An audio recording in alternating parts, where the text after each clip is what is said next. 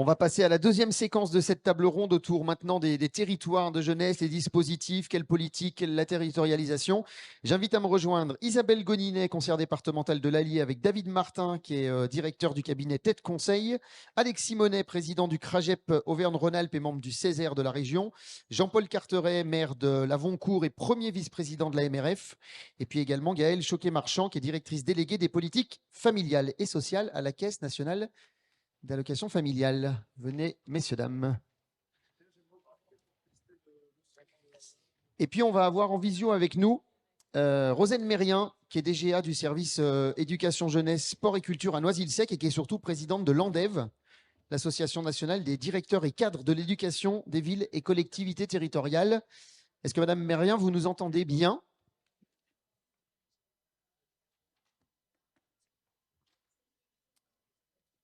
Alors, elle m'entend a priori. Pour l'instant, le son, hop. Merci. Je laisse nous redire un mot. Oui, bonjour à tous. Je disais, je vous entends et je vous entends un petit peu mieux depuis que vous avez changé de micro. Alors, elle nous entend bien. Un peu de difficulté à l'entendre. Pendant qu'on voit pour récupérer le son, on va discuter avec vous. Merci de nous avoir rejoints tous les 5 sur cette table ronde. On va commencer par le département de l'Allier avec un retour d'expérience. Donc Isabelle Goninet, conseillère départementale de l'Allier, justement déléguée à la jeunesse et à la lutte contre les discriminations, avec prise de parole à deux voix avec David Martin à vos côtés du cabinet Tête Conseil. Vous avez décidé de lancer une conférence départementale jeunesse. L'idée, c'est d'aller recueillir l'avis des jeunes, d'un maximum de jeunes. Hein, c'est plus de 700 jeunes qui ont été sollicités. C'est quoi ce projet et pourquoi vous avez voulu mettre en place, pourquoi vous avez eu besoin de recueillir la parole des jeunes? Alors, bonjour à toutes et à tous. Voilà, en 2006, le département, il avait déjà initié ce type de réflexion sur les politiques menées à l'époque au sein des services du conseil départemental, mais aussi auprès des autres institutions telles que l'État, la CAF, la MSA et la MSA Auvergne, des collectivités locales et aussi auprès de toutes les structures dont les principales missions étaient l'accompagnement des jeunes sur le territoire. 15 ans plus tard, on s'est rendu compte qu'au vu des profonds changements sociétaux, le département a souhaité renouveler cette démarche, soucieux de l'urgence à prendre en compte les attentes et les aspirations des jeunes tout au long du processus, en les associant à cette concertation par le biais de groupes de travail et puis d'une enquête menée auprès des 11-25 ans.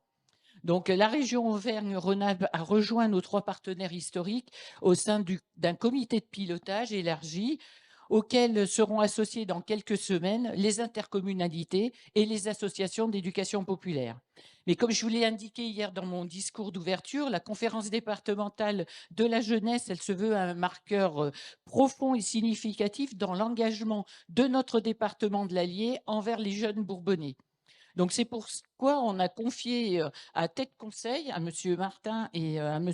Mathias Cadeau, une mission d'accompagnement afin de mener à bien cette démarche que nous avons souhaitée territoriale, transversale et collaborative.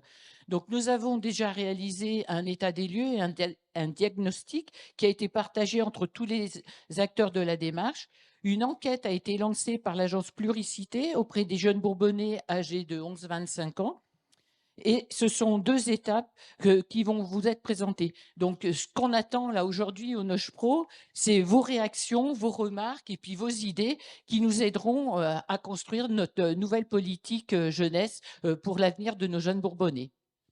Alors, ce qui est intéressant déjà, c'est qu'on voit la tranche d'âge que vous ciblez, celle des 11-25 ans, sur lequel vous avez besoin d'avoir ce retour. David Martin, c'est vous qui avez à charge justement de mettre en œuvre cette grande enquête, hein, 700 jeunes. Il y a eu des entretiens également avec des structures jeunesse du département. C'est quoi la méthodologie? Qu'est-ce que vous avez dû mettre en place pour arriver à tirer les meilleures conclusions pour alimenter les élus? Alors, la question qui nous est posée, c'est quelle politique jeunesse pour le département? Alors, le département en tant qu'institution, mais aussi en tant que territoire. Et ça apporte déjà un double angle. Avant de parler de l'enquête, et d'ailleurs j'en profite pour faire du teasing, elle sera présentée en détail demain matin. Les résultats, je ne vais pas vous assommer de données, c'est pas je crois les circonstances. Je crois que notre boulot, dans un premier temps, en tout cas ce qu'on a essayé de faire ensemble, c'est d'essayer de bien formuler les questions. Parce qu'on apporte des bonnes réponses que quand on formule correctement la question. Il y a, et puis je fais écho d'ailleurs à ce qui a été dit avant, il y a quand même une particularité, c'est qu'on construit la jeunesse comme une catégorie, ce que je ne crois n'existe pas. On parle de la jeunesse, alors donc on a toujours ce problème du bornage, des tranches d'âge. Je crois qu'on construit ça comme une catégorie, donc on en vient à essentialiser la jeunesse. Et donc on ramène un individu, un être humain, un homme, une femme, à une condition essentielle qui est son âge. Et on construit tout à travers ça. Et d'ailleurs, on en vient à peut-être oublier de regarder un certain nombre d'autres questions, de préoccupations. Notre point de vue, c'est poser la question, c'est quoi une politique publique, indépendamment de la question de la jeunesse. On parle de la question de la place des jeunes dans les politiques publiques qui leur sont adressées, mais enfin, c'est la question qui devrait être posée pour toutes les politiques publiques et de posée pour tout service apporté à une clientèle des usagers, porté par un acteur public ou même un acteur privé. Donc ça, je crois que c'était aussi notre approche de se dire, déjà la question de la place, c'est pas forcément la question de la participation, c'est la question de la compréhension de la façon dont ils vont utiliser ou pas, ou de la façon dont ils vont utiliser ce qui leur est proposé. Donc ce qu'on appelle, et je vais être très vite, le design thinking, le design de service, des choses qui sont utilisées dans beaucoup de domaines de l'action publique, peu en France aujourd'hui, ou dans le domaine de l'action privée. Donc se poser cette question-là, pour nous, elle a été importante. Donc éviter d'essentialiser la jeunesse, et c'est peut-être, s'il y a une caractéristique qu'il faut admettre et poser là-bas, comme une base, c'est la diversité absolue des situations. Peut-être ce qui caractérise le deuxième élément qui peut caractériser la question de la jeunesse, avant de venir sur pourquoi on a fait cette enquête justement et comment on l'a faite, c'est que peut-être ce qui caractérise la jeunesse, c'est cet état d'instabilité, alors qu'on peut parler de précarité, mais qui est connoté de manière péjorative, c'est-à-dire que de mois en mois, un jeune, je mets un paquet de guillemets là-dessus, peut voir ses attentes, ses comportements se modifier, s'ajuster de manière extrêmement importante. Donc ce caractère d'instabilité, il est antinomique, pour pas dire paradoxal, avec la logique de politique publique qui sont des temps longs. C'est-à-dire qu'on essaye d'apporter des réponses à une instabilité structurelle de la demande, de l'attente, des comportements, d'où la question de revisiter ce qui avait été fait il y a une quinzaine d'années. Mais on essaye d'apporter une réponse sur le temps long, donc en année, quand on voit le temps long de l'action publique, à des situations qui sont par définition éphémères, instables et changeantes. Et si on n'arrive pas à penser ça dans l'action publique, comme une spécificité, à la différence peut-être d'autres actions publiques, en tout cas comme un élément plus marqué, je pense qu'on risque de se tromper. Ce qu'on a fait avec le département, en tout cas ce qu'on a proposé avec le département, c'était de croiser deux approches. Un, reconstruire une... C'était intéressant, c'est-à-dire qu'on a commencé par faire plusieurs dizaines d'entretiens avec les acteurs de la jeunesse, qu'ils soient dans le champ associatif, dans le champ public, enfin voilà. On a fait plusieurs dizaines pour recueillir un peu leur perception de la question de la jeunesse dans l'Allier. Je le dis très vite, c'était évidemment un peu plus long que ça. Il ressort un certain nombre de choses. Une chose ressort de manière assez impressionnante, je trouve, c'est on ne connaît plus les jeunes. Alors, il y a un présupposé, c'est qu'on les connaissait avant. Le présupposé, admettons. Mais ce côté, voilà, on est... Et ce qui est assez frappant par rapport à ce que je disais sur la notion d'instabilité, pour moi, ce qui est un des marqueurs les plus importants des politiques territoriales en matière de jeunesse, c'est qu'on n'a pas d'outils de mesure réguliers des transformations des comportements, des attentes, et dans des champs extrêmement différents. On parle du logement, de l'emploi, de la culture, de l'accès au sport et de la santé, enfin, et ainsi de suite, ainsi de suite. Et donc, cette demande très forte des acteurs de dire il faut qu'on comprenne mieux. Donc, ça, c'était une première enquête. Ça nous a amené, effectivement, non pas comme une réponse absolue, à mener une enquête qui va être en deux volets. Le premier qui est un volet quantitatif, donc il y a eu près de 700 jeunes qui ont répondu à un questionnaire assez long d'ailleurs, qu'ils en soient remerciés d'ailleurs, donc sur une tranche d'âge, on ne l'avait pas borné, mais voilà, c'était en gros 10-25 ans, qui nous a permis d'avoir un premier regard quantitatif. Et il va y avoir un deuxième Et donc, c'est ce regard qui va être présenté demain lors de l'atelier. Et il y a un deuxième volet qui est pour moi tout aussi important, c'est qu'on fait maintenant des ateliers qualitatifs avec ces jeunes, où on ressort un certain nombre de points et on va essayer de les mettre en dynamique et d'essayer de les faire parler de manière beaucoup plus qualitative. Et pour ma part, hein, et avec les parents, on attend au moins tout autant, sinon plus, de ces séquences-là. Ce qui pose la question de quels jeunes on met autour de la table, comment on le fait, les conditions, tout ce qui a pu être évoqué avant. Mais comme on pourrait dire, n'importe quel usager d'une politique publique, comment à un moment donné, on lui demande son point de vue d'usager, quoi. Voilà. Donc ça, c'est un élément important. Donc c'est bien, cette enquête, c'est un double volet. Ce qu'on peut ressortir, et puis je ne vais pas être trop long. Oui, sur les quelques éléments, peut-être. Ouais. Les détails, c'est demain. Mais qu'est-ce qui ressort comme grands enseignements? Ouais, le principal enseignement, pour moi, que je trouve intéressant, c'est qu'il y a un décalage intéressant et qu'il faut voir comme une matière à travailler, non pas comme des motifs à autoflagellation. Un décalage entre ce que sont les priorités pour les jeunes exprimées par les acteurs qui travaillent en direction de la jeunesse.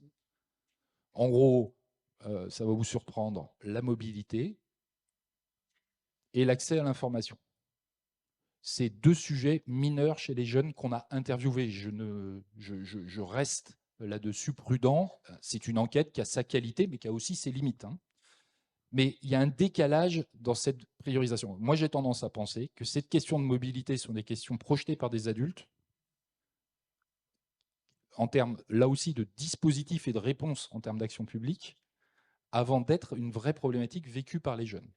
En tout cas, dans leur diversité. Ça ne veut pas dire que la question de la mobilité n'est pas présente dans l'expression des jeunes, mais elle n'est pas du tout présente de la même façon que la façon dont elle est perçue. Et ça rejoint ce que disaient, je pense, ces acteurs de la jeunesse. On ne connaît plus les jeunes. Donc, sur la question de la mobilité, on peut la regarder comme un élément de déplacement d'un point A à un point B, ce qui est plutôt le regard des adultes ou des institutions, des acteurs. La mobilité chez les jeunes, elle est aussi, quand elle est traitée, elle est regardée comme comment je découvre un ailleurs professionnel, un ailleurs culturel, qui n'est pas forcément très loin géographiquement d'ailleurs, mais c'est plutôt la question de la découverte et de la mobilité, j'ai envie de dire plutôt intellectuelle, culturelle, et qui est souvent un impensé d'ailleurs des politiques publiques et qui est souvent un préalable d'ailleurs à la mobilité géographique. Si tant est qu'il faut apporter des réponses. L'autre décalage, et j'en finis, important, c'est sur l'accès à l'information. Les jeunes, ils ne se posent pas cette question-là. C'est-à-dire qu'en gros, quand ils ont une question, ils savent à peu près comment trouver la réponse. Est-ce que la réponse leur satisfait ou pas? Ça, c'est une autre question. J'exagère là-dessus. Mais pourquoi c'est un problème des adultes? Et je finirai après sur une remarque plus générale et je ne serai pas plus long, c'est que comme la jeunesse, ce n'est pas une catégorie. On a multiplié, et c'est impressionnant d'en faire l'inventaire, les dispositifs en direction de la jeunesse. Et donc d'ailleurs, on a fini par assimiler dispositifs avec politique jeunesse. Donc on a, au bout du compte, empilé au sein même d'une même institution, d'ailleurs, dont le département de l'Allier, mais comme plein d'autres, on a empilé des quantités de dispositifs au sein même on a observé dans d'autres institutions, au sein même d'une même institution, la définition des jeunes d'un service à l'autre n'est pas le même. Donc on a empilé, et après on s'étonne que c'est complexe en termes d'information. Donc qu'est-ce qu'on fait? On rajoute des dispositifs d'information pour accéder à l'information. Donc au lieu, là encore, d'avoir une approche à partir de l'usager, on a une approche à partir de l'institution. Donc on rajoute des dispositifs sur les dispositifs, pensant que ça va améliorer la lisibilité. Et je pense que là aussi, il y a un décalage qui est intéressant à interroger. Et je finis, et pour ne pas être trop long, c'est que ce qu'on découvre, non pas à la faveur du département de l'Allier, mais que ce que montre et le point de vue acteur et le point de vue jeune, c'est que là aussi, on a abstrait, et quand on parle de la place des jeunes dans les politiques qui leur sont adressées, à mon avis, deux éléments importants. C'est qu'un jeune, en tant que catégorie n'existant pas, a quand même un point commun aussi, c'est d'être dans une famille. Et je ne suis pas là depuis hier, mais j'ai parlé avec mon collègue qui est là depuis hier, c'est quand est-ce qu'on parle du mot parent? Est-ce que accompagner les jeunes, c'est pas d'abord accompagner les parents? Et donc, quand on regarde les parcours d'usagers, y compris dans l'accès à l'information, dans tous les dispositifs là-dessus. Donc là, un jeune, c'est quelqu'un qui est dans une famille, avec ce particularité de bientôt sortir de cette famille pour créer la sienne, donc ces problématiques de transition. Donc la question de la place des parents dans tous les dispositifs qu'on pense. Et la deuxième question, c'est que c'est des jeunes, ils vivent sur un territoire. Et donc, probablement que la politique publique, en tout cas les orientations, on a eu un long séminaire passionnant avec les élus de l'Allier, probablement c'est aussi de se dire comment on outille nos politiques jeunesse en direction des parents et en direction des territoires, pour prendre en compte les singularités, y compris territoriales, et d'accepter non seulement l'expérimentation qui a été évoquée, mais aussi la différenciation d'un territoire à l'autre. Voilà, j'étais un peu long, je m'en excuse. Du coup, ce travail va permettre aux élus d'avoir un cap, une vision claire. Alexis Monet, donc vous êtes président du CRAGEP Auvergne-Rhône-Alpes et membre du Césaire de la région Auvergne-Rhône-Alpes. On parle de vision politique que va donner l'Allier de manière encore plus forte en recensant les jeunes. Est-ce que c'est pas ça qui manque souvent, d'avoir une vision claire et un cadre, un cap, une vision politique? Bonjour à tous. Si, je pense. Enfin, on pense en tout cas au niveau du CRAGEP et des associations d'éducation populaire que, en fait, mettre des dispositifs sans avoir une vision claire derrière, forcément, ça va pas servir à grand chose. On va avoir une coquille. On l'a entendu hier avec notre VP de la région qui a dit, bah voilà, il y a un dispositif, le Pass Région, qui est peu utilisé finalement. Donc, est-ce que il y a peut-être une question, pas forcément de communication envers les jeunes, pas forcément au niveau des parents, mais peut-être qu'il y a des choses à travailler autre chose. Et moi, j'aimerais bien revenir un petit peu sur ce qu'on a entendu juste là. Déjà sur la table ronde d'avant, on parle de comment on laisse la place aux jeunes, mais aussi de comment on change nos pratiques pour les inclure. Parce que moi, personnellement, je suis arrivé dans des CA, enfin, sur des conseils régionaux, des trucs comme ça, à 20 ans, 22 ans. Et en fait, on arrive avec des grands pontes, ils ont tous 50, 60 ans, ils ont tous eu des casquettes un peu de partout. Et en fait, nous, on se retrouve là, on comprend la moitié des sigles, on comprend la moitié des choses, mais on va se former. Donc ça, c'est intéressant. Donc la vraie question, c'est, pour répondre à ce que disait Antoine tout à l'heure, il y a aussi la question de comment on s'adapte dans nos CA, dans nos structures, dans les conseils départementaux jeunes, dans d'autres choses, comment on s'adapte finalement à cette jeunesse, à ces jeunes, pour les inclure vraiment et qui vont développer après les politiques derrière. Et après, ce que je trouve sur notamment le recueil de paroles de jeunes, enfin du coup, moi de ce que j'ai entendu, il y a la question de les associations sont partenaires sur le projet. Et en fait, moi, ce qui me dérange un petit peu, c'est que, et notamment sur la conclusion, accompagner les parents pour accompagner les jeunes, ça va un petit peu à l'encontre que ce qu'on prône dans l'éducation populaire, où on l'a dit un petit peu hier, il y a la question d'émancipation des jeunes. Et en fait, un jeune ou une jeune qui va s'émanciper par rapport à sa famille, par rapport au cadre social, par rapport au cadre sociétal, il va pouvoir développer un esprit critique, il va pouvoir s'engager dans la société. Et en fait, pour moi, c'est ça ce point de blocage. Si on réamène les choses au niveau des parents, peut-être qu'à la CNAF, on en parle déjà un petit peu, mais la question d'allocation familiale qui passe que par la famille, ça peut poser question. Donc voilà, du coup, je me posais la question, est-ce que ça serait pas intéressant, au lieu de voir les assos d'éducation populaire ou les assos en général, de se dire comme des opératrices de mise en place de dispositifs, est-ce que ça serait pas intéressant de les prendre dès le début, en amont, et c'est pas contre le travail des cabinets de conseil, mais les associations ont aussi toute leur place à jouer, et en fait, on est en train de déshabiller les uns pour habiller les autres. Et moi, ça me dérange profondément qu'on tue au fur et à mesure, je suis désolé de le dire comme ça, mais qu'on tue au fur et à mesure les associations, qu'on les prenne pour des opératrices, et que finalement, elles ont qu'à mettre en place les choses, et c'est pas grave. Et pour moi, elles ont toute leur place dans cette élaboration-là.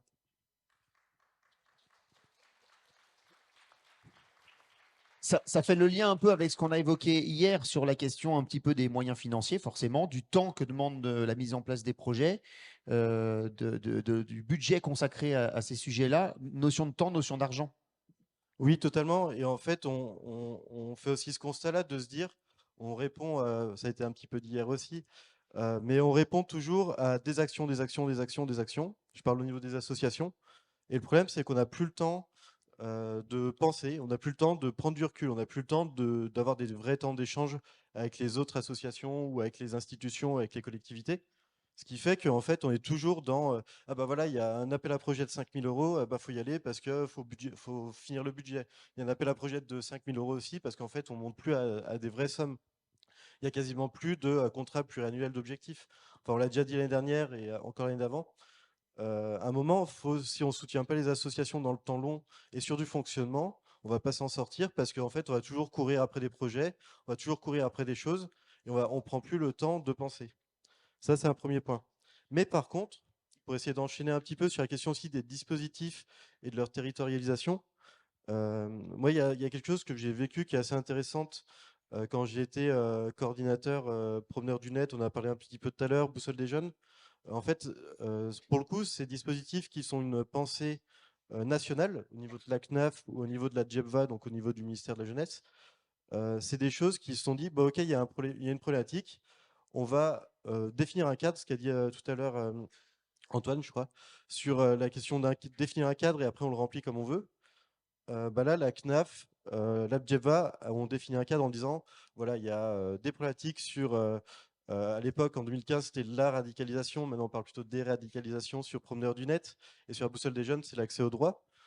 Mais comment on va faire? Et en fait, ils proposent juste des outils, de se dire, bah voilà, on fait un dispositif avec des outils qui seront plus ou moins généralisés, et après, derrière, sur les territoires, on va s'en saisir pour aller voir les pros de territoire, leur dire, bah voilà, on se réunit ensemble, et finalement, c'est un peu l'excuse, le dispositif.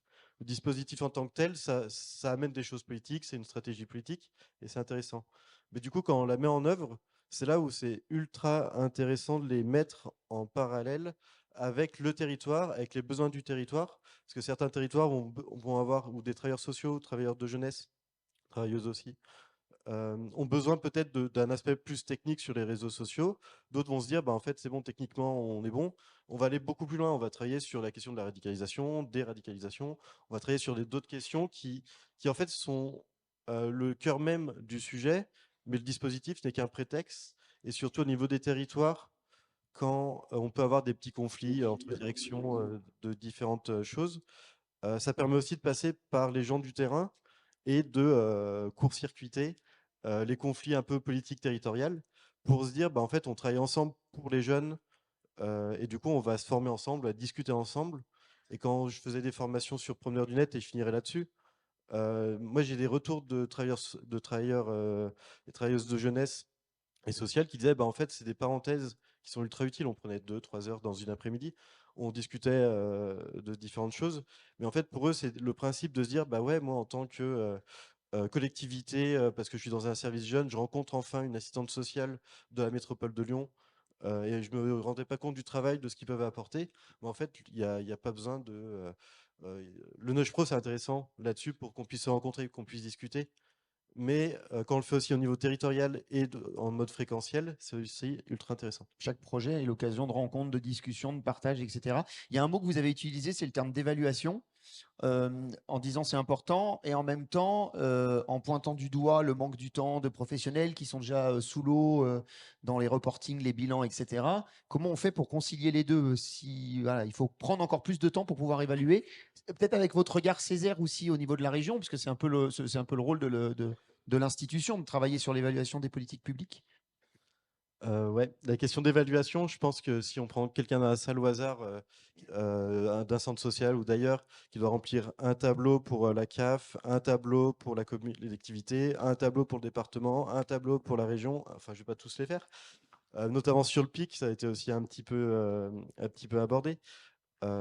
Mais en fait, l'évaluation, c'est là où potentiellement les dispositifs, il y a une succession certes, mais il y aurait quelque chose d'intéressant à faire en transversal pour se dire bah, comment on peut demander une seule évaluation pour tout le monde ou un bilan pour tout le monde, ce qui est aussi important. Enfin, on l'a vu dans certaines villes, notamment en Isère, où il y a eu des petits problèmes de bilan, d'évaluation, et du coup, quand il y a une décision politique qui se prend, bah, ça pose des problèmes. Donc c'est hyper important d'avoir une évaluation claire et aussi, je dirais même, transparente et publique. Je pense, encore une fois, au Pass Région, où on a entendu hier qu'il y a très peu de jeunes qui l'utilisent à 100%, mais en fait, finalement, on sait pas ce qui se passe. Et pour ça, c'est vrai que pour faire la transition sur le Césaire, le Conseil économique, social et environnemental régional, Ce qui est aussi intéressant avec le Césaire, c'est qu'il y a à la fois des rapports qui sont faits sur les politiques, régionales, sur les compétences régionales. Et du coup, on va aborder, on va élargir des choses, on va proposer après des préconisations auprès du conseil régional, qui les prend ou pas. Et on a aussi une commission qui va évaluer si les précos ont été utilisés ou pas, que ce soit par la région ou par d'autres, parce qu'il y a d'autres gens qui lisent les rapports. Et du coup, ça permet aussi de se dire, bah, est-ce que notre travail, et d'évaluer notre travail là-dessus, et de se dire, bah, finalement, est-ce que on est utile, comment on peut se rendre plus utile, et comment on peut, ouais, pour moi, c'est la transparence de politique. Juste pour partager une discussion qu'on a eue hier et qui m'a surpris par rapport au Césaire, 190 membres, hein, c'est ça que vous disiez à l'échelle régionale, une dizaine seulement ont moins de 40 ans, un peu plus. Ouais, 10, Ouais. 15, allez, Voilà, on va dire 64. 15. Non, mais voilà, quand on parle de la place des jeunes, du coup, ça peut Bah, interroger. la place et l'inclusion, parce que finalement, on est 10, 15, mais en fait, pour autant, enfin, il n'y a personne, on a un bout d'accueil. Mm. Et moi, je suis arrivé en cours de mandat en plus, donc c'est compliqué. Mais pour autant, on ne réfléchit pas à comment on inclut aussi les jeunes et sur notre façon de faire. Enfin, des réunions toute la journée qui potentiellement peuvent bouger. Ouais. Faut être assez flexible derrière. Et on parle pas des 16-18 ans, enfin, on parle Et des on moins parle de pas des 40 ans, là, 16-18 hein, ans. c'est énorme. Et en plus, juste pour la petite anecdote, Ouais. moi, en 4 ans de mandat, j'ai changé 3 fois de boulot. Bah oui. Parce que, en fait, c'est trop compliqué en termes de dynamique. Et ça, on l'a pas dit tout à l'heure, mais sur la question de la place et la question de comment on s'organise aussi, Mm. bah, ça pose de vraies questions. Merci. Jean-Paul Carteret, je vous laisse prendre le micro. Pour ceux qui étaient là hier, on vous a entendu parler de territoires ruraux, puisque c'est un de vos sujets. Vous êtes premier vice-président de l'Association des maires ruraux de France, chargé justement d'éducation, d'enfance, de jeunesse. Vous êtes maire d'une commune de 300 habitants, 320 c'est ça, hein 330. Lavoncourt, 330 en Haute-Saône. On a beaucoup parlé des étudiants, on a parlé des 16-25 ans, on a parlé là un peu plus des collégiens. Vous disiez hier, moi, j'ai pas de collège sur ma commune, pas de lycée sur ma commune. Ma politique jeunesse, elle est plutôt avant les jeunes, c'est-à-dire vous, c'est la question de l'enfance et de l'école qui est Oui. le centre. Merci. Je ne sais pas s'il y a beaucoup de ruraux dans la salle, parce que je vais peut-être être un peu différent des propos précédents. Mais quand Sébastien m'a appelé, j'ai dit, tu sais, nous les jeunes, à la campagne, je rappelle que c'est 80% du territoire français pour 30% de la population, et je trouve qu'on n'en parle pas beaucoup. Et du coup, par contre, vous aimez tous aller à la campagne en vacances, etc. Voilà. Mais il faut qu'on puisse y garder de l'activité et des services aussi. Et quand mon voisin parle des questions posées aux jeunes, ce qui revient le plus souvent, c'est la mobilité. J'y ajouterai aussi le logement. Et les mobilités, pas que professionnelles, mais aussi culturelles et sportives, mais aussi et surtout sur la santé. On a toujours ce questionnement de comment je vais faire pour aller. Et tous les jours à la campagne, on doit prendre la voiture. Tous les jours. Et c'est quelque chose d'important. Savez-vous, parce que quand Sébastien m'a appelé, je dis, moi, tu sais, moi, je pourrais te parler des enfants en dessous de 10 ans, à partir de 0, à partir de la naissance. Savez-vous qu'en France, cependant, on manque de places en crèche, en micro-crèche, ça aussi en ville. Savez-vous quand dans la ruralité, on manque de crèches carrément, pas de place, mais de crèches ou de micro-crèches. Il n'y a pas ça du tout. Et savez-vous qu'en France, des milliers de jeunes parents, et vous êtes de probables futurs jeunes parents, des milliers de personnes ne vont pas travailler parce qu'ils ne peuvent pas donner leur enfant à la crèche ou à la micro-crèche, sachant que le métier d'assistante maternelle n'est plus attractif du tout. Et c'est 50% des modes de garde aujourd'hui. Ma voisine de la CNAF me confirmera tout ça, mais comme je travaille dans la filière petite enfance où je représente les maires ruraux depuis plus d'un an, sur une réflexion sur le service public de la petite enfance promis par le président Emmanuel Macron, la création d'un service public. Nous l'attendons, pas le président, mais le service public, pour permettre à ces jeunes parents d'avoir des solutions pour pouvoir aller travailler et gagner raisonnablement leur vie. Ça, c'est quelque chose d'important. Du coup, la réflexion, elle a abouti à la création d'un service public qui a été annoncé, qui est remis en question, qui va l'être à nouveau, etc. Et que pour nous, dans les territoires ruraux, nous sommes dans un département rural, l'État a mis en avant trop de concentration pour nous parce que s'il a décentralisé les choses. Aujourd'hui, on a tendance à tout concentrer dans les métropoles, dans les grandes villes, dans les communautés urbaines, etc. Et puis dernièrement, dans les petites villes de demain, PVD, on les appelle comme ça, si vous en entendez parler. C'est pourquoi nous, notre combat, il est allé jusqu'à dire on voudrait bien des villages qui ont de l'avenir. Donc, on entre dans un dispositif village d'avenir aujourd'hui. Je serai candidat avec ma commune et je vais vous expliquer pourquoi. Parce que dans ma commune, les PVD, les petites villes de demain, dans les territoires, parce que tout le monde parle dans les territoires, mais dans les territoires, il faut y être pour savoir qu'il y a de grosses différences entre les petites villes de demain, où on a tendance à y concentrer tous les services. Ça veut dire que ceux qui sont à 15 ou 20 km, ils doivent prendre la voiture alors, tous les jours, ça c'est sûr. Le matin, on prend la bagnole pourvu qu'elle n'ait pas de panne, qu'on puisse aller au boulot, qu'on puisse aller chez le médecin pour le rendez-vous, etc. Et du coup, le service, tout est concentré, mais d'une PVD à l'autre, il y a 50, 60, 70, 80 km où là, si on ne fait rien, c'est l'aménagement du territoire qui est en question. Il y a des écoles où il y a, je le disais, donc ni collège, c'est mon cas, ni lycée, ni rien, mais par contre, j'ai une école pour 11 villages. Il y a de nombreux cas comme le mien en France, avec pas de solution. Il y a 15 ans, j'avais 15 assistantes maternelles dans mon village, il n'y avait pas de problème. Aujourd'hui, il n'y en a plus qu'une qui sera bientôt en retraite. Il n'y a plus de candidate à être assistante maternelle. Et il n'y a pas de place en crèche ou micro-crèche. Donc, si je veux que des jeunes ménages s'installent dans mon village ou dans les villages autour, il faut bien qu'il y ait un service. Du coup, j'ai porté moi-même, je suis un ancien enseignant, donc je me suis dit, s'il n'y a pas d'enfance, un service public de la petite enfance à côté de mon école, intégré à l'école, pourquoi pas, l'avenir de l'école, il est mort. Et il serait temps que les conseillers départementaux et régionaux se préoccupent aussi de ça, parce que l'État, là-haut, il les concentre, mais il ne faut pas qu'on fasse de la concentration dans les territoires. Il faut qu'on pense à aménager et bien mailler le territoire avec les services publics, les maisons France Service, etc. Et pourquoi j'ai lancé l'idée, ma surprise, ça a été d'être soutenu par France Urbaine. Le représentant de France Urbaine, il a dit, mais c'est pareil chez nous dans les quartiers. On a les mêmes problèmes. Donc, dans l'idée, c'est d'avoir un service public de la petite enfance intégré à l'école, ce qui permettra un enfant qui est né le 3 janvier, il ne va pas à l'école, par contre, obligatoirement. Par contre, celui qui est né 10 jours avant, fin décembre de l'année précédente, il y va. Et ils ont 10 jours d'écart. Le fait que le service public de la petite enfance soit intégré à l'école permettra de lisser les apprentissages, qu'il y ait des temps passerelles avec la maîtresse de l'école maternelle, qu'il y ait des temps, 2 heures le matin, 2 heures l'après-midi, qu'importe, adaptés à la maturité de l'enfant. Et là, on fera de l'aménagement du territoire. J'ai rencontré le Césaire de Bourgogne-Franche-Comté, vous qui représentez le Césaire, qui est en train de porter ça au niveau régional.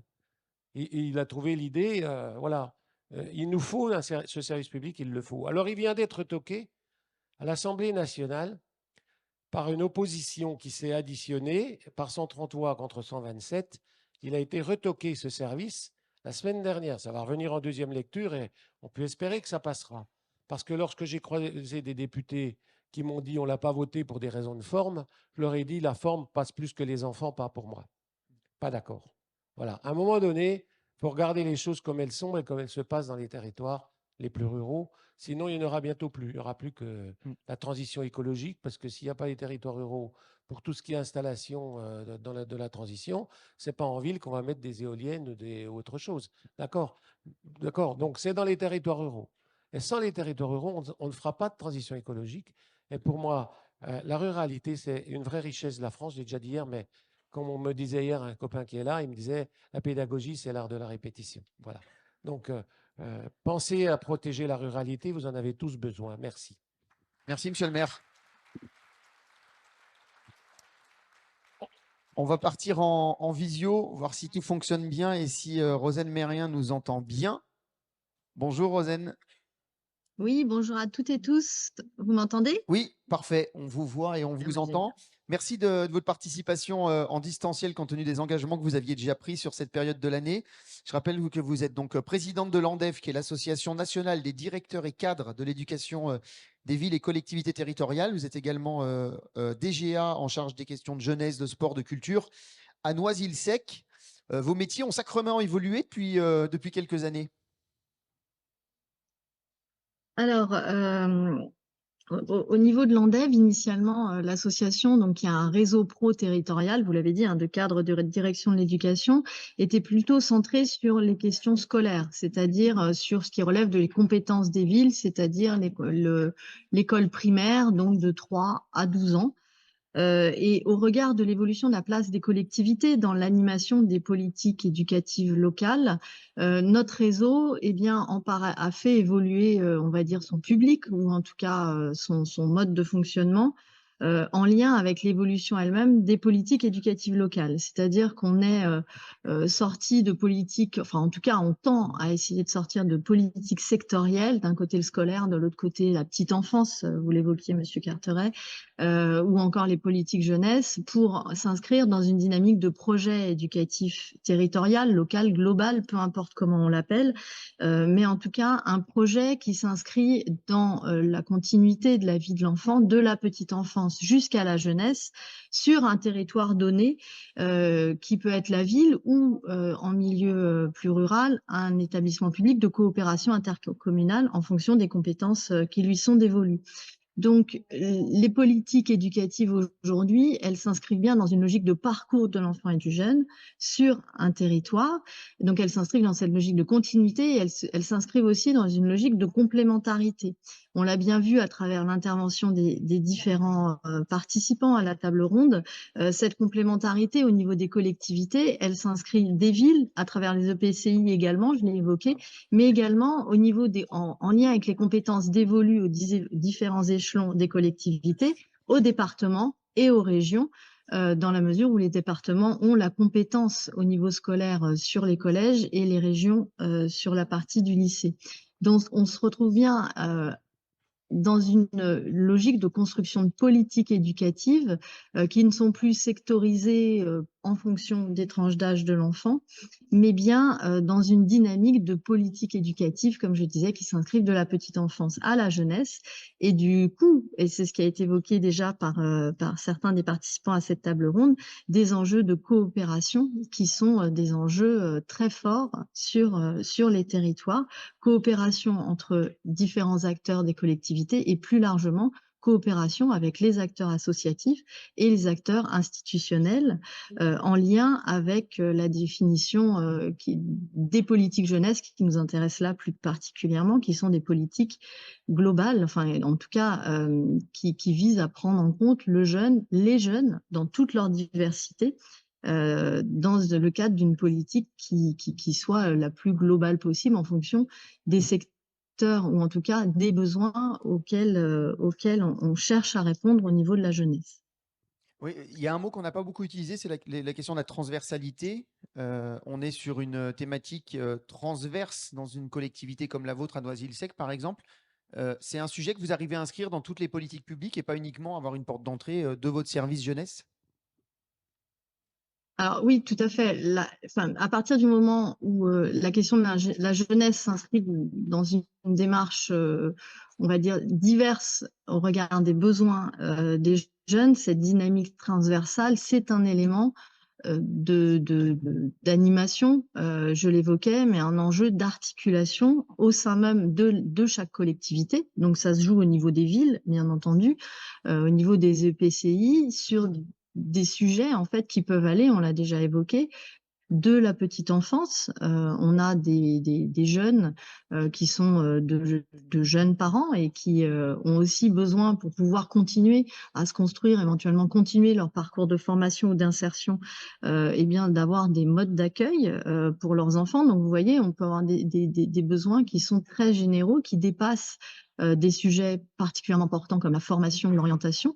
Les questions de santé également sont appelées à se coordonner, et vous l'avez évoqué également, les enjeux autour du logement ou plus basiquement sur la question de l'accès aux loisirs, sur des questions d'accès à la culture ou des questions d'accès au sport. Donc on le voit bien que déjà rien qu'au niveau du territoire communal ou le territoire d'un EPCI, on va mettre en dynamique, ou on va tenter de mettre en dynamique à travers le projet éducatif de territoire ou le projet éducatif local, différents services interne à la collectivité, mais ça dépasse même cette dynamique interne aux collectivités, dans la mesure où, je l'évoquais tout à l'heure, il y a une articulation nécessaire aussi entre collectivités à travers les différents projets éducatifs. On a des départements, et celui de l'Allier, je pense, ne fait pas exception, qui construisent des projets éducatifs départementaux avec une volonté de s'articuler déjà en interne, mais de travailler aussi cette articulation entre collectivités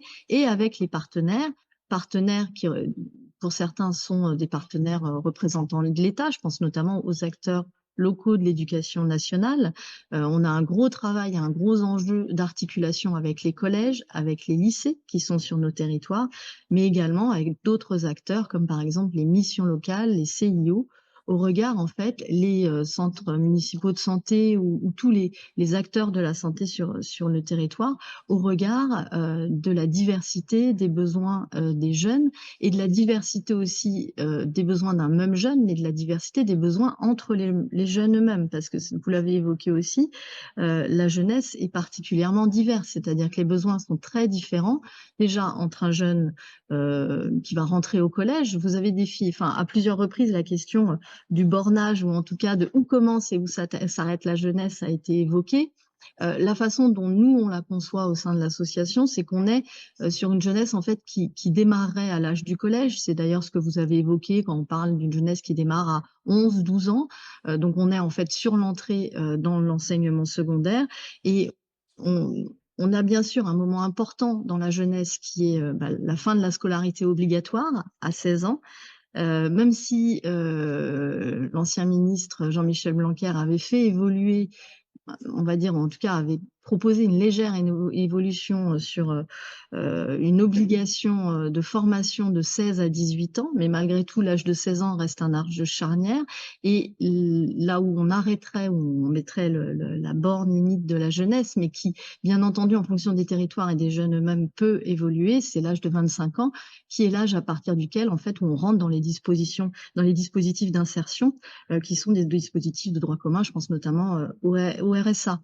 Mais au sein même de cette tranche d'âge, qui est déjà une tranche d'âge très large, on est en fait de la fin de l'enfance jusqu'à l'entrée dans l'âge adulte. On est dans une transformation physique déjà qui est très importante, et dans un travail autour de l'accès à l'autonomie qui est aussi particulièrement prégnant sur cette tranche d'âge. On voit bien que en fonction des tranches d'âge et des jeunes, on va avoir des demandes, des besoins qui vont être profondément différents. Donc l'enjeu de la bonne échelle, de la bonne strate de territoire, c'est aussi le territoire qui sera en capacité d'être dans l'analyse, d'être en capacité de comprendre en fait les besoins spécifiques des jeunes au regard du territoire où la politique entend se mettre en œuvre.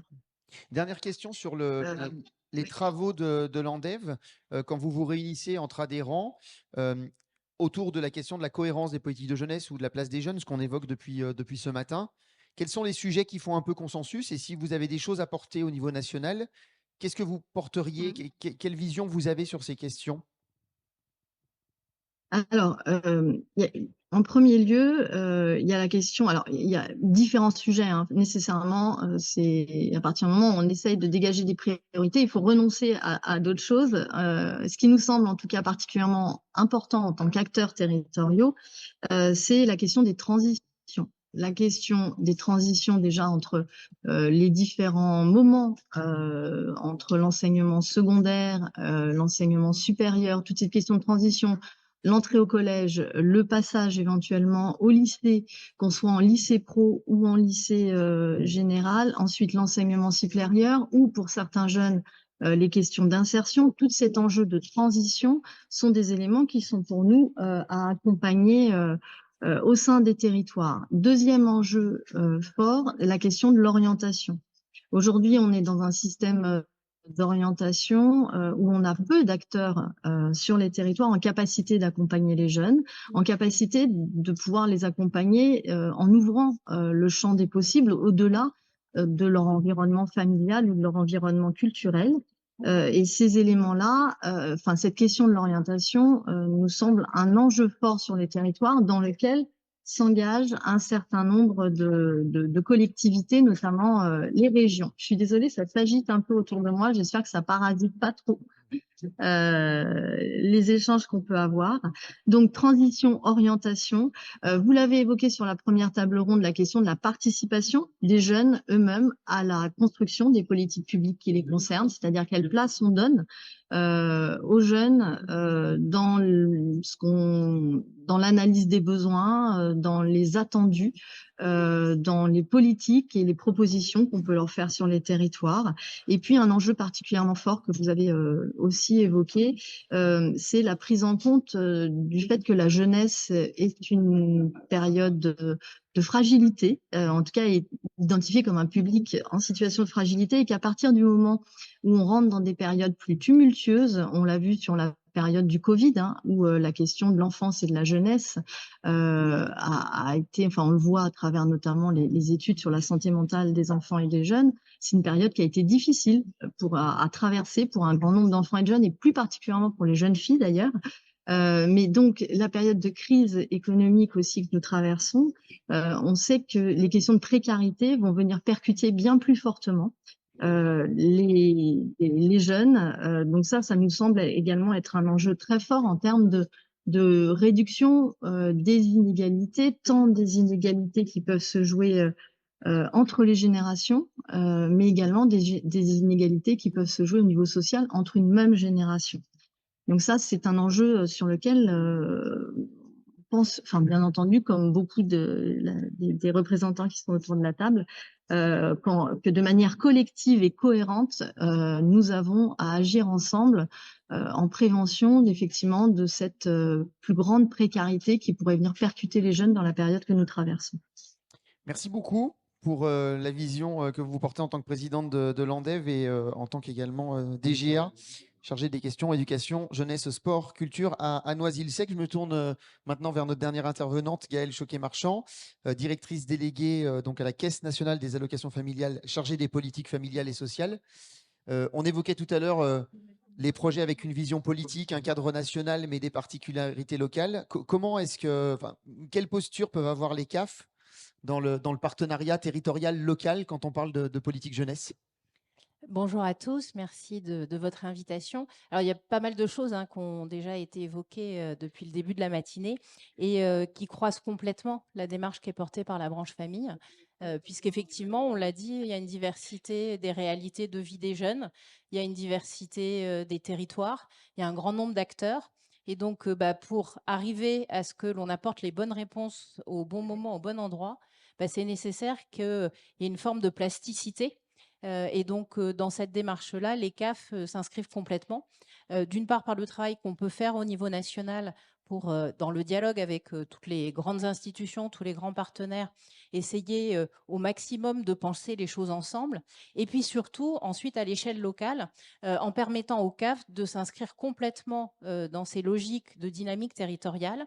Donc, en venant pas avec des objectifs à plaquer, avec des dispositifs à forcément déployer partout, mais plutôt en essayant de venir avec une boîte à outils que les acteurs vont pouvoir utiliser en fonction d'éléments qu'on, je crois, on partage et qui ont été cités ce matin. L'importance d'avoir un diagnostic qui soit un diagnostic où on a croisé les regards, où on s'est dit c'est quoi les questions qui sont réellement à traiter et comment on s'y prend tous ensemble. Dans ce cadre-là, on a des instances qui, dans la plupart des départements, sont intéressantes. Je pense aux comités départementaux des services aux familles, où justement, ça permet ce dialogue-là entre les différents acteurs, que ce soit les acteurs politiques, institutionnels, associatifs, les professionnels. Et donc, derrière, de pouvoir ensuite, dans une déclinaison qui, chez nous, se traduit par un conventionnement qui est celui des conventions territoriales globales, faire en sorte qu'il y ait vraiment une adaptation de l'action au territoire. Ça, du point de vue des CAF, ça marche à condition qu'on partage un certain nombre de principes qui ont également été évoqués ce matin. La question, effectivement, de l'écoute et de la participation des publics, y compris les jeunes, y compris leurs parents, puisque c'est vrai que pour nous, le jeune, ça s'inscrit aussi dans sa cellule familiale. Donc, pour vous donner un exemple d'initiative qui a pu être prise par la branche famille, on a lancé en 2021 une consultation sur une plateforme qui s'appelle la CAF à votre écoute.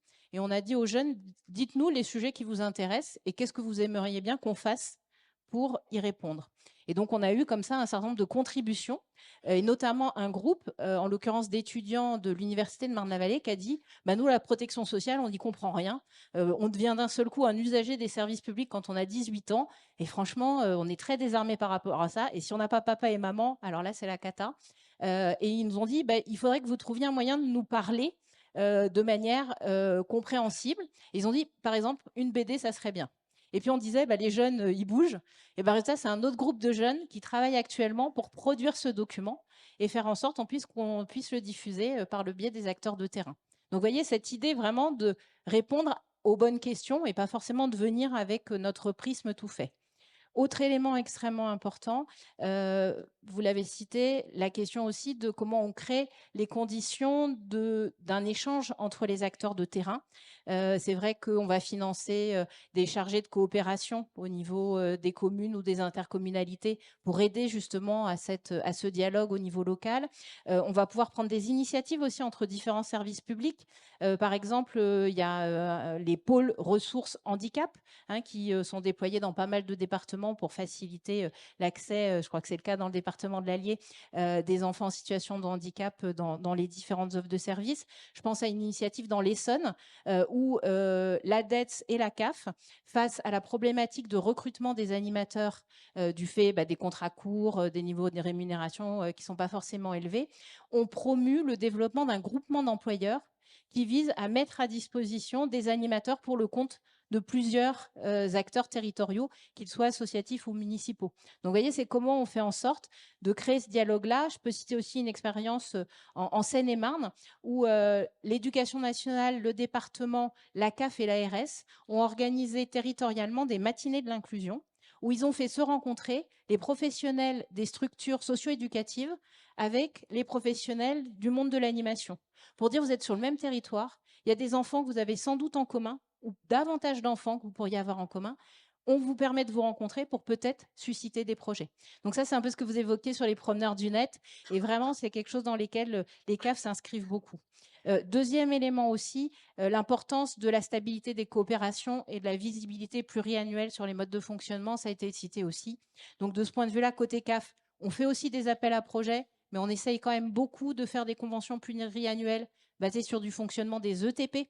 Et donc justement pour permettre comme ça aux acteurs d'avoir une vision au long cours, de la même manière qu'on essaye de communiquer de manière un peu prévisionnelle sur l'évolution de nos financements, pour là aussi permettre de donner une capacité aux acteurs de se dire si je me lance dans tel projet, j'aurai les moyens pour pouvoir les faire fonctionner.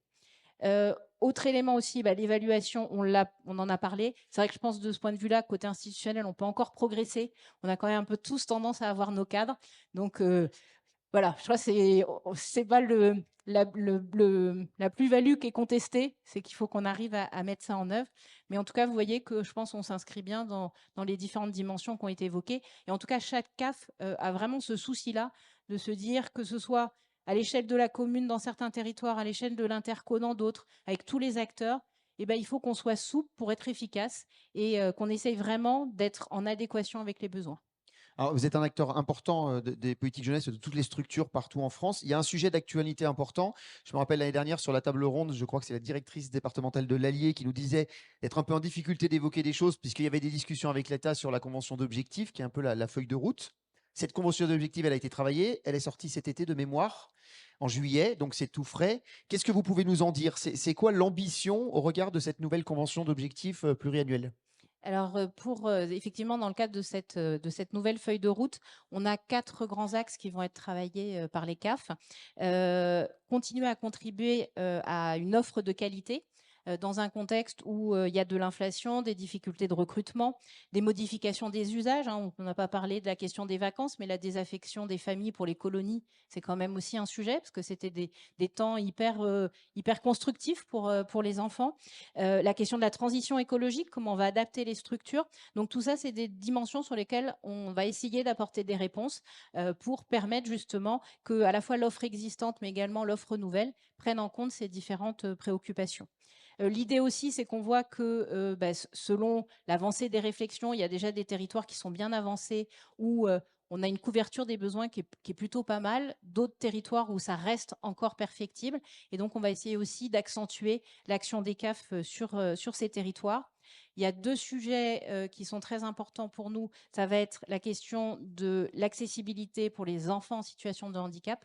J'en parlais un peu tout à l'heure, mais ça, c'est vraiment quelque chose qui est un fil rouge pour nous. Et puis également, notamment dans les accueils de loisirs, la question qui se pose maintenant de l'accessibilité financière pour les familles les plus modestes. C'est vrai que voilà, le coût de la vie augmente, ça augmente pour les structures, ça augmente aussi pour les familles et on voit quand même un peu une réduction de la fréquentation des équipements. Donc ça, c'est un sujet sur lequel on veut réfléchir. Et puis on a parlé également du sujet de l'information. Hein, donc là aussi, tout ce qui peut avoir trait, par exemple, vous avez cité la boussole des jeunes. Également un travail qui est déjà entamé dans l'Allier avec la CAF et ses partenaires, mais d'une meilleure coordination dans une logique de parcours de l'assurance maladie, des CAF, pour aller en direction des jeunes. Merci beaucoup. On va se prendre quelques minutes pour faire circuler le micro si certains d'entre vous souhaitent prendre la parole. Sébastien est là, parfait. Avant d'aller sur notre dernière séquence autour du dialogue structuré avec nos 2 derniers invités de la matinée. En attendant, si vous souhaitez prendre la parole, on vous laisse vous présenter. Intervention assez courte de manière à ce qu'on puisse en prendre quelques-unes autour de tout ce qu'on a évoqué depuis 1h30 maintenant. Bonjour. Bonjour à toutes et à tous. Je m'appelle Ali et je suis chef de service jeunesse dans une commune de 20 000 habitants dans le Bas-Rhin. J'aimerais juste rebondir par rapport aux échanges que j'ai pu entendre et notamment, je suis aussi interpellé par la question du décalage. Vous parliez du décalage et ça, c'est véritablement quelque chose que nous constatons. Ça fait quelques années que je viens en Neuge Pro et c'est vrai j'ai encore ce ressenti qu'il y a un décalage entre nos projections et la projection de nos jeunes. Déjà, dans les qualificatifs, il y a des mots qui m'interpellent. Quand on parle de période d'instabilité pour ces jeunes, c'est notre regard à nous, c'est peut-être pas forcément le leur. Quand on parle de période de fragilité, c'est peut-être pas forcément leur regard à eux. Ils n'ont peut-être pas forcément le sentiment de vivre une période fragile. Ils font des choix. Et un jeune qui ne fait rien, c'est peut-être pas forcément négatif. Il a le temps de se construire, il lui faut le temps de se construire et qu'il puisse être prêt. Et ça, c'est des éléments qu'on ne prend absolument pas en considération dans notre approche ou dans l'accompagnement qu'on peut proposer à nos jeunes. Et c'est la raison pour laquelle il me paraît vraiment important, vous parliez de questionnaires, nous avons des questions auprès des jeunes. Quelles sont les questions qu'eux ont à nous poser? J'ai le sentiment qu'elles sont un peu zappées. Et dernière chose, on parle de politique jeunesse. Poser la question déjà aux jeunes de ce qu'ils pensent des politiques. Et on verra peut-être pourquoi ils n'adhèrent pas forcément à ces politiques ou en tout cas à ces insertions-là. Donc ça, c'est vraiment ce sentiment de décalage. Et nous, on le vit au quotidien, en première ligne, dans les retours que nous avons avec les jeunes. Merci.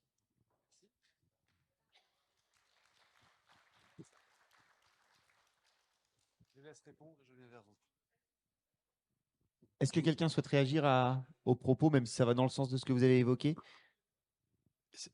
On a peu de temps, hein, c'est un sujet complexe.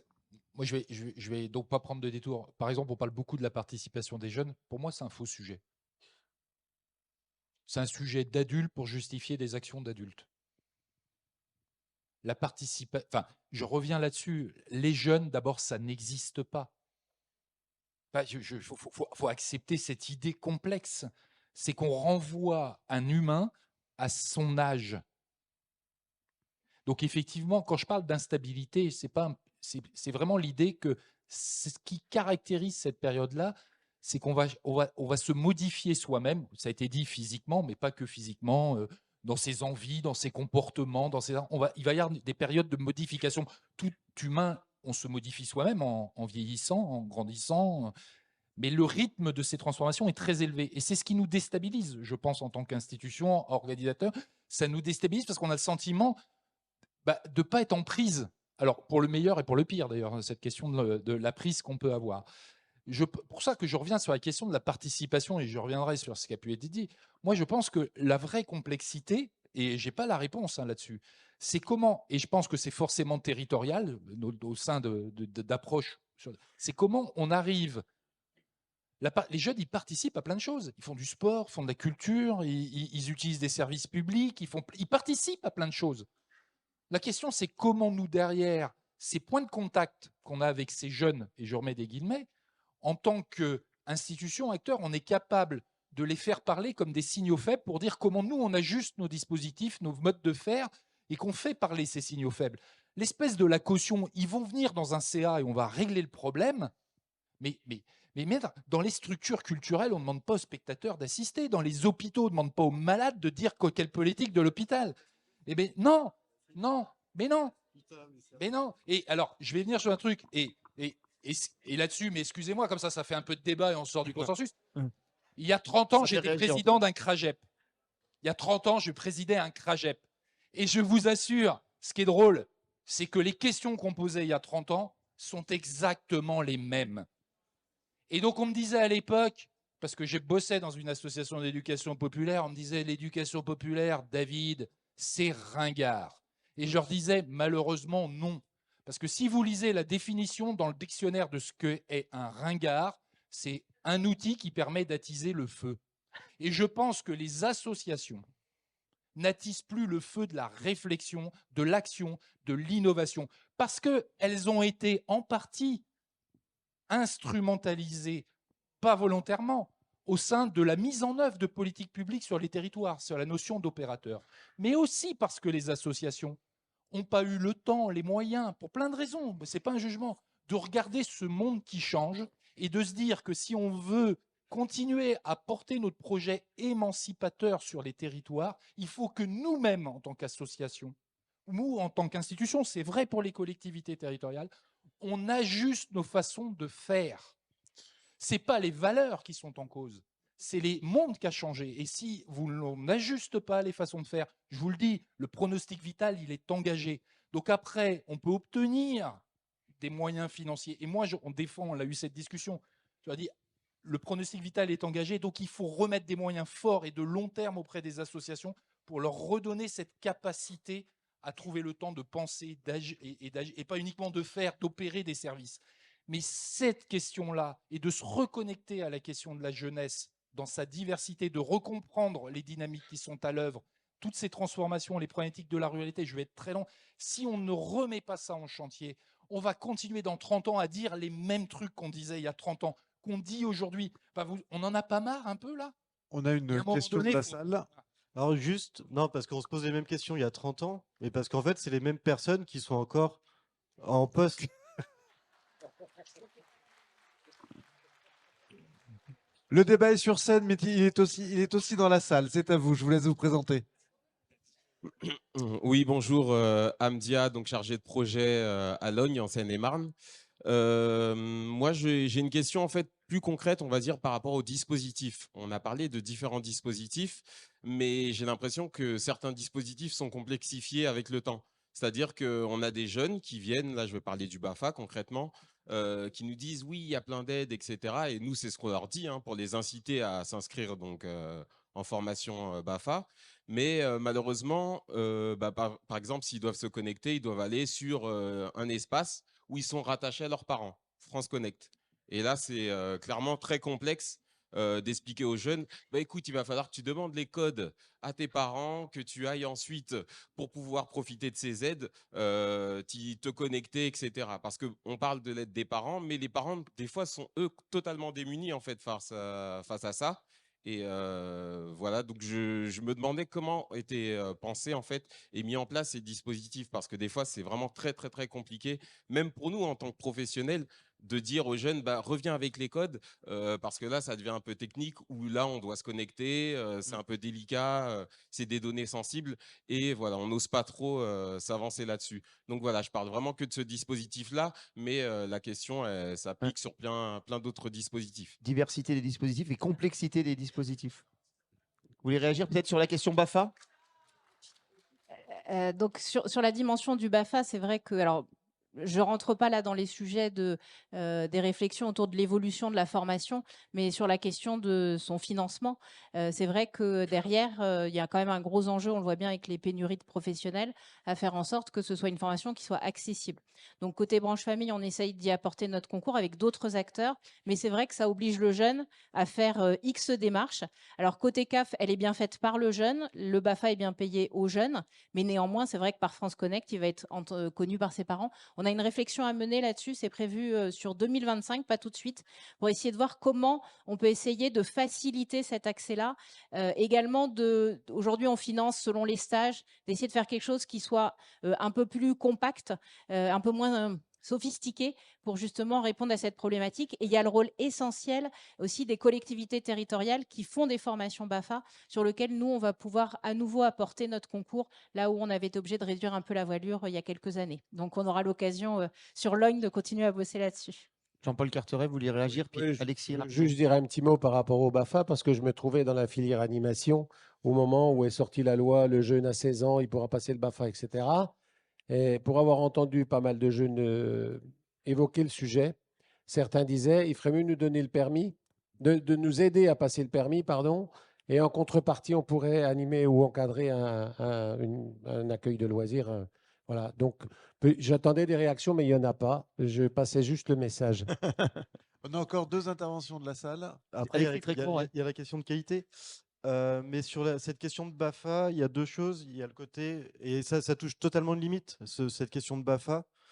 C'est la question de la territorialisation des dispositifs et des aides, où en fait, à 5 km près, on va avoir une aide parce qu'il y a la commune qui a un peu de sous qui va faire ça, mais l'autre, alors qu'ils sont dans le même collège ailleurs, ils ne vont pas avoir accès. Donc on se pose aussi la question des équités et des égalités entre les territoires.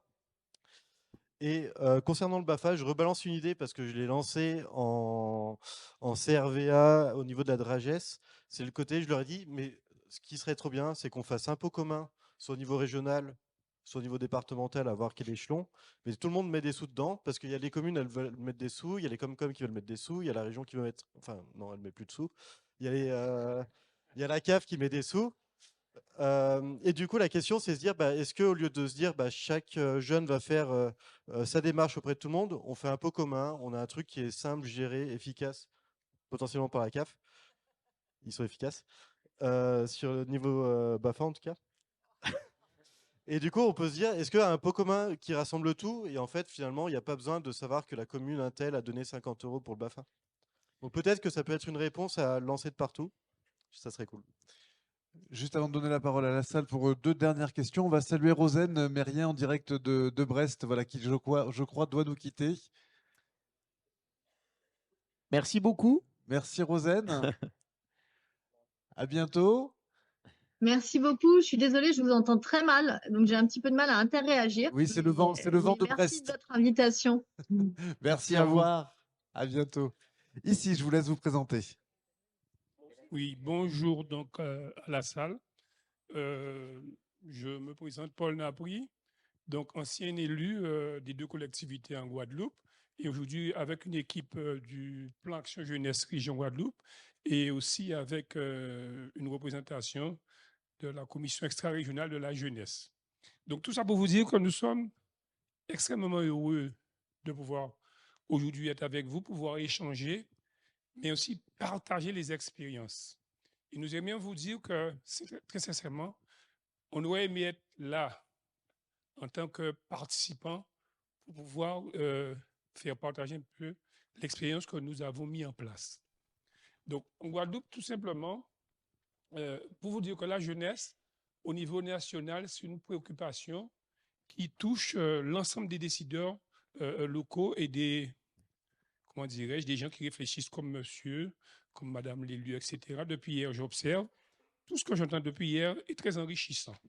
J'aimerais vous dire que ce qui est important aujourd'hui, il faut avoir un regard, il faut aimer ce qu'on fait. Il faut regarder la jeunesse d'une manière à pouvoir regarder la jeunesse en tant qu'être humain. Et nous, ce que nous avons fait, parce que vous savez qu'en Guadeloupe, nous avons vécu les événements de novembre 2021, eh bien, nous sommes en mesure d'être en contact avec toute la jeunesse. Toute la jeunesse, que ce soit ceux qui réussissent, que ce soit ceux qui sont dans la rue ou à la prison.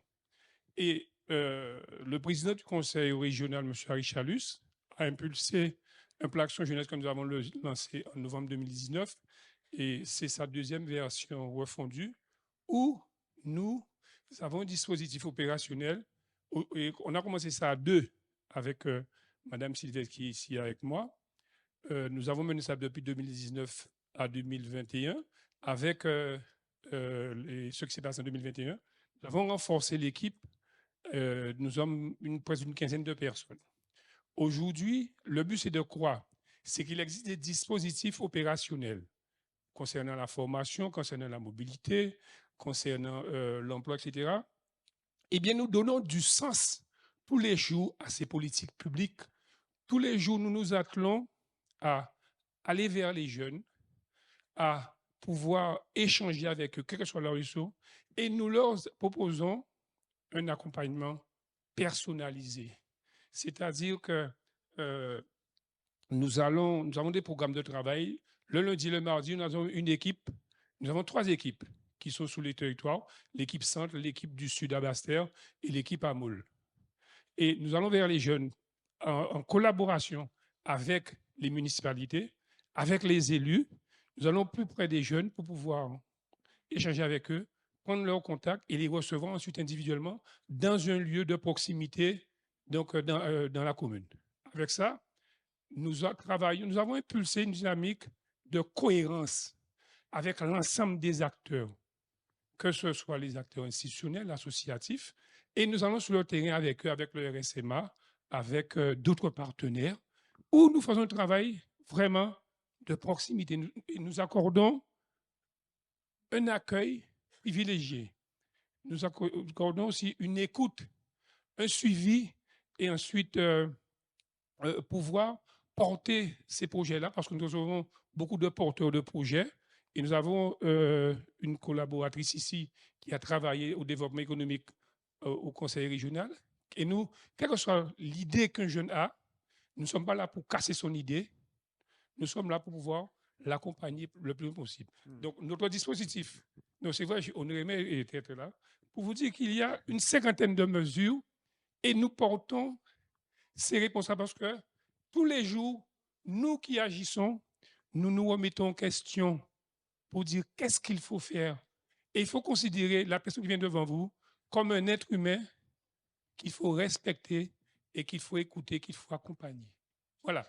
C'est un petit peu rapide ce que j'ai dit, mais nous faisons ça avec amour et détermination et engagement. Voilà. Merci. Je peux vous prendre le document?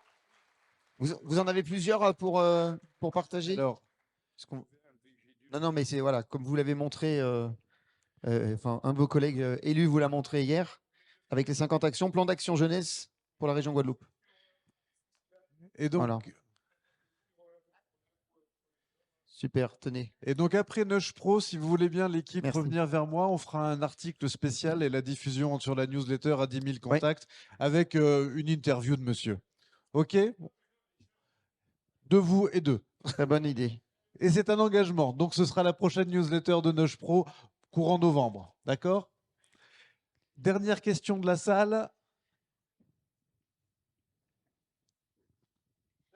Une intervention, oui. Bonjour, donc je suis Virginie Merle, je suis chef du service jeunesse et éducation populaire au département de la Loire-Atlantique. En fait, on a initié depuis à peu près 1 an et demi une démarche au niveau de la jeunesse. On a lancé une évaluation de la politique jeunesse et éducation populaire, parce que du coup, ça fait partie de la politique, avec pour ambition par la suite de rédiger un schéma des jeunesses, le premier du département, un département qui a à peu près 1 500 000 habitants. Et en fait, on l'a construit sur la parole des jeunes, puisqu'on a fait une journée, on a fait des journées, enfin, le bureau d'études a fait des journées ethnographiques, mais on a également organisé 6 forums jeunesse sur l'ensemble du département, avec à la fois les jeunes, mais également les partenaires, pour vraiment recueillir la parole de chacun et de pouvoir justement construire le schéma, non pas au travers de la politique du département, mais bien au travers de la politique, la parole des jeunes qui avait été recueillie, et notamment sur les sujets qui étaient pour eux prioritaires, à savoir en premier le logement, en second la mobilité, qui est un vrai frein en tout cas pour eux, notamment dans les zones rurales, ou frein psychologique pour les territoires plus ruraux. Et puis ensuite, des questions de bien-être, etc., notamment la santé aussi, qui a pu ressortir dans ce cadre-là. Donc, c'est une petite aparté pour évoquer ce sujet de la participation des jeunes. Alors, nous, on a un revenu jeune, en effet, sur le département qui a été mis en place. On avait déjà un dispositif qui s'appelait le contrat de soutien à l'autonomie des jeunes, qui avait été créé en 2004 et qui a évolué aujourd'hui en revenu jeune, qui est à peu près l'équivalent de ce qu'a mis... en fait, nous, c'est la continuité de notre CSage, avec un peu plus de facilité en termes d'accès. Et ça fait également écho à ce que Antoine Dulin présentait tout à l'heure. Tout à fait. Merci beaucoup. On termine donc avec cette illustration départementale. Merci. On applaudit. Merci à tous les 5. On peut les applaudir de cette deuxième séquence. Merci beaucoup pour vos prises de position et vos regards, parfois complémentaires, parfois un peu opposés. Mais c'est ça aussi qui fait la richesse de Neuge Pro dans les débats qui vont se poursuivre.